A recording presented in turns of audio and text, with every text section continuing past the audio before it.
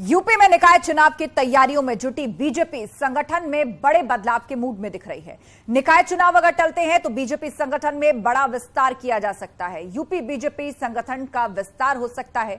BJP प्रदेश अध्यक्ष भूपेंद्र चौधरी नई team की घोषणा कर सकते हैं और जनवरी में नई टीम का ऐलान हो सकता है। संगठन में नए चेहरों को जिम्मेदारी मिलेगी।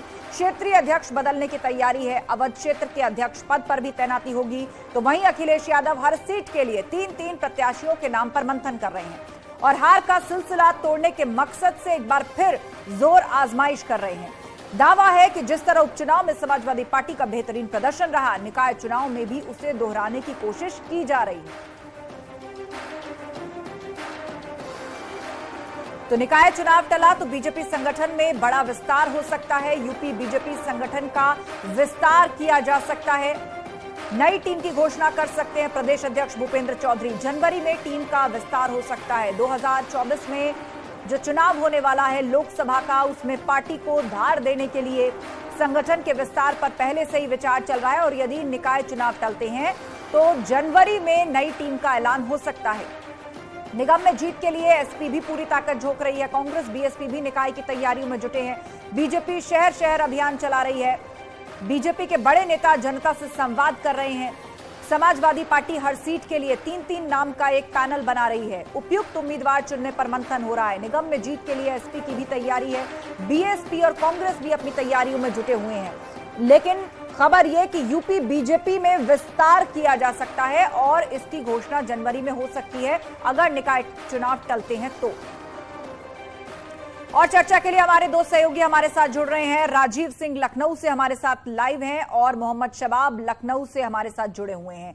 तो सबसे पहले मोहम्मद शबाब का रुख कर लेते हैं, चूंकि हम बीजेपी के संगठन विस्तार पर चर्चा कर रहे हैं। शबाब, तो कहा यह जा रहा है कि निकाय चुनाव टलते हैं तो इस विस्तार की जो नई टीम होगी उसका किस तरह से गठन किया जाएगा, उसका स्वरूप क्या होगा और कब तक उसका ऐलान किया जा सकता है? शबाब,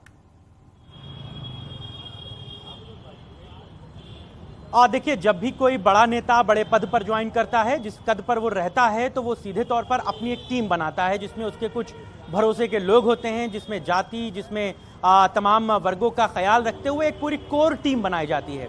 जब भूपेंद्र चौधरी को प्रदेश अध्यक्ष बनाया गया था तो कहा यह जा रहा था कि वो अपने पसंद के कुछ लोगों को संगठन में लाएंगे और उसके बाद ग्राउंड पर काम करेंगे। चूंकि उसके बाद उनके पास बैक टू बैक जिम्मेदारियां मिलती चली गई, उपचुनाव होते चले गए, लिहाजा उनके जो कार्यक्रम के विस्तार की रूपरेखा थी वो बन नहीं पाई।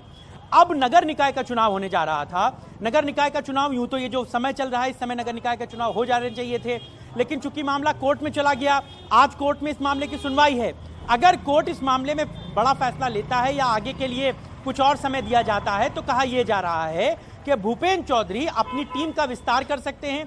भूपेंद्र चौधरी की टीम का विस्तार होगा और उसके बाद फिर भारतीय जनता पार्टी नगर निकाय के चुनाव में आ जाएगी। इसका बड़ा फायदा यह होगा कि पश्चिमी यूपी के जिस बेल्ट से भूपेंद्र चौधरी आते हैं वहां पर वो अपने तमाम करीबियों को, अपने पसंद के लोगों को जिम्मेदारी देना चाहते हैं, काम कराना चाहते हैं और भारतीय जनता पार्टी इस मोर्चे पर पूरी तरीके से लड़ रही है कि जो जिताऊ कैंडिडेट है उसको इस बार टिकट दिया जाए और उसको जो है वो चुनाव लड़ाया जाए। तो भूपेंद्र चौधरी की टीम को मजबूत करने के लिए निकाय के चुनावों से पहले भारतीय जनता पार्टी बड़ा कदम उठा सकती है। बिल्कुल बड़ा कदम उठा सकती है, लेकिन उसके लिए सबकी निगाह टिकी है कि आज कोर्ट में सुनवाई भी है। शबाब, आज कोर्ट में सुनवाई भी है निकाय चुनाव को लेकर और उस पर नजर राजीव सिंह बनाए हुए हैं।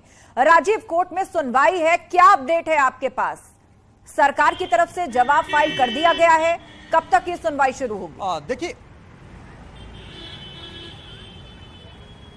देखिए आशा, आज जो हाईकोर्ट उत्तर प्रदेश में नगर निकाय चुनाव को लेकर फैसला सुनाएगा उस पर सभी पार्टियों की, सभी प्रत्याशियों की निगाहें टिकी हुई हैं। दरअसल बीते दिनों एक याचिका दाखिल की गई थी और सरकार पर यह आरोप लगाया गया था कि सरकार ने नगर निकाय चुनाव में जो ओबीसी का आरक्षण जारी किया है उसमें सुप्रीम कोर्ट के निर्देशानुसार ट्रिपल टेस्ट फार्मूले को लागू नहीं किया गया है और अगर ये फार्मूला लागू नहीं किया जाता तो ओबीसी आरक्षण वैध नहीं माना जाता है। ऐसे में सरकार से कोर्ट ने जवाब मांगा था और तब तक के लिए जो नगर निगम की अधिसूचना है उसको जारी करने पर रोक लगा दी थी। सरकार ने पहले एक दिन का समय मांगा और फिर 20 दिसंबर यानी कि आज तक का समय मांगा था। इस दौरान सरकार ने पक्षकारों को जो जवाब दिया उसमें यह कहा है कि जो 2017 का ओबीसी का आरक्षण था उसी आधार पर नगर निकाय चुनाव में आरक्षण लागू किया गया है, दिया गया है। लेकिन जो पक्षकार है उनका कहना है कि ये सुप्रीम कोर्ट के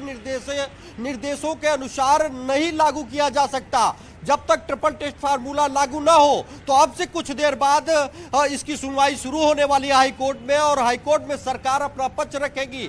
अगर हाईकोर्ट सरकार के पक्ष, तर्क और दलीलों से सहमत नहीं होता है तो उत्तर प्रदेश में नगर निकाय चुनाव अप्रैल मार्च तक टल सकते हैं। बिल्कुल और बिल्कुल, अगर सुनवाई थोड़ी देर में शुरू होने वाली है, आप बता रहे हैं। आप नजर बनाए रखिए। फिलहाल शबाब और राजीव, आप दोनों का बहुत शुक्रिया खबर पर चर्चा और अपडेट के लिए।